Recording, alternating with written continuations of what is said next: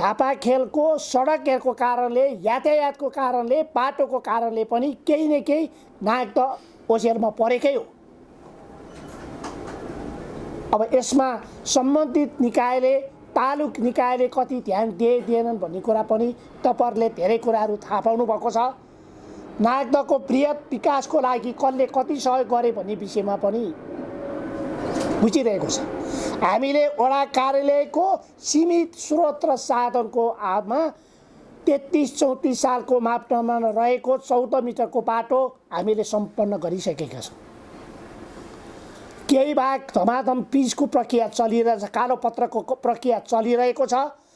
वर्तमान इन्धनको परिस्थिति, अलकट्टाको परिस्थितिले टेन्डर वडाको बजेटले टेन्डर भइसकेको कार्य पनि काम हुन सकिरहेको छैन र यसपटक हामी जनप्रतिनिधि विभिन्न खालका हाम्रा सहयोगी साथीहरूको सहयोगमा यो मूल बाटो धापाखेल जातोपटदेखि थेचुको सिमानासम्म पूर्ण रूपमा कालोपत्र गर्ने काममा ढलको व्यवस्थापन, चौडाइको व्यवस्थापन वडा कार्यालयले साह्रै पहल कदमीका साथ, सबै जग्गा धनीको साथ र सहयोग, राजनीतिक पार्टीका पनि साथ सहयोगले सम्पन्न गरेको छ। यो सानसुनी कुरा होइन। कुनै निकायले 1 रुपियाँ हाल्न नसक्दाखेरिको अवस्थामा पनि वडा कार्यालयको सीमित र स्रोतले, मैले यो तपाईँलाई यही पत्रकार मार्फत आदरणीय सञ्चारकर्मीलाई म यो गर्न चाहन्छु। अब र तपाईँलाई 14सँग जोड्दाखेरिको अवस्थामा दुईटा कुरो, एउटा रुट परेको ठाउँ हो त्यो, एउटा कुरो यातायातको कारणले पनि अलिकति त्यहाँ सुविधा छ। अर्को कुरो, हाम्रो नागदामा अलिकति पर्यटकहरू, पिकनिक स्पोटहरू बन्ने र बनाउने सवालका विषयमा नागदाको वरिपरि सार्वजनिक जग्गा रहेको भनेको पूर्वपट्टि रहेको अलिकति केही भागभन्दा बाहेक अन्त छैन। त्यसै सन्दर्भमा हाम्रो ललितपुर महानगरपालिकाले गएको वर्षदेखि बजेटको व्यवस्थापन गरी नागदाको किनाराबाट 10 मिटर जग्गा उचित क्षतिपूर्तिका साथ अधिग्रहण गर्ने योजना पास गरिसकेको छ। यस सन्दर्भमा क्याबिनेटबाट पनि निर्णय गर्नुपर्ने भएको भएर यो विषयको कुरामा हाम्रा महानगरका मेयर श्री बाबु महर्जनज्यूले यो क्याबिनेटमा लैजानेदेखि लिएर यसका विधि र प्रक्रियाको कुरामा अगाडि बढाइरहनु भएको छ। किनकि हामीसँग सार्वजनिक जग्गा वरिपरि नभएको भएर विभिन्न पार्क, वृक्षारोपणका विषयको कुरामा सानो सानो भए पनि पिकनिक स्पोटको हिसाबले यो ठाउँ सार्वजनिक जग्गाबाट अलिकति वञ्चित छ।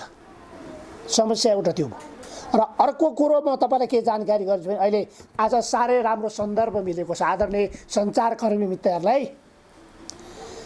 यहाँ अहिले प्राकृतिक तालको निरीक्षण गरेर जाँदै हुनुहुन्छ। यो प्राकृतिक ताललाई महानगरबाट जति सहयोग हुनुपर्ने हो र महानगरबाट त्यति सहयोग चाहिँ भएको छैन। म पनि एउटा महानगरको एउटा जिम्मेवार वडा सदस्य, वडा अध्यक्ष, कार्यपालिका सदस्य हो। यद्यपि महानगरबाट यदि यो जग्गा अधिग्रहणको विषयको कुरामा यसले पूर्णता पायो, यसले आधिकारिकता पायो भने यो ठुलो उपलब्धि हुनेछ।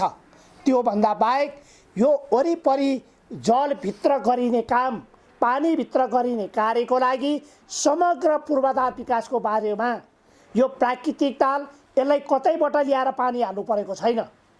अहिले पानी नहालेको प्राकृतिक ताल हेरेर जाँदै हुनुहुन्छ तपाईँहरू। अबको 2-3 घन्टापछि तपाईँहरू भव्य र सभ्य ताजमाजका साथ अप्राकृतिक अरबौँ खर्च गरेर बनाएको तालको निरीक्षण अब गर्दै जानुहुनेछ। यो दुईटाको पहिचान, दुईटाको यसमा भएका फरक विषमता के छन् त्यो कुरा मलाई आशा र विश्वास छ पत्रकार महोदयले पक्कै पनि प्रस्ट्याउनु हुनेछ। त्यहाँ खर्च मैले त्यसको विरोध गरेको होइन। एउटा सहरको बिचमा त्यो तार त्यति पोखरी हुनु पनि त्यसलाई म अन्यथा लिन्न। तर यो महानगरपालिकाले र यो नागदलाई हामीले देखिरहेका छन् त्यहाँ कतिवटा फाल्चाहरू बनिरहेका छन्। यो ठाउँमा पनि एउटै दुईटा फाल्चा अति आवश्यक छ यो नागदको सौन्दर्यको लागि भनेर भन्दाखेरि पनि सम्बोधन हुन सकेको छैन। तपाईँले यी कुराहरू नागदहको समग्र विकासको लागि भाषणमा र किताबमा मात्रै लेखिएर हुँदैन। अहिले भइरहेको काम, अघि सफाइको बारेमा पनि साथीहरूले कुरो उठाउनु भएको छ। हामी विकल्पसहित कुनै पनि कार्यक्रम लागू गर्दाखेरि विकल्पसहित जान्छौँ। हामी झ्याल पनि ढोका पनि थुनेर हामी त्यो विकल्प दिँदैनौँ।